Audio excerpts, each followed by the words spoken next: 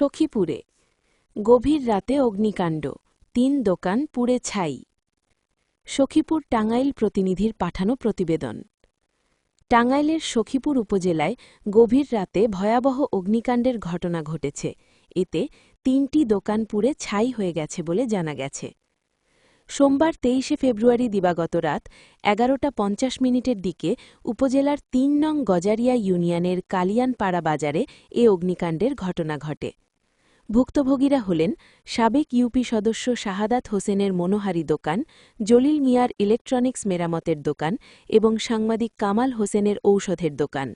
আগুনে দোকানগুলোর মালামাল সম্পূর্ণ পুড়ে যায়। স্থানীয়রা আগুন দেখতে পেয়ে দ্রুত নিয়ন্ত্রণের চেষ্টা চালালেও আগুনের তীব্রতায় অল্প সময়ের মধ্যেই দোকানগুলো ভস্মীভূত হয়ে পড়ে।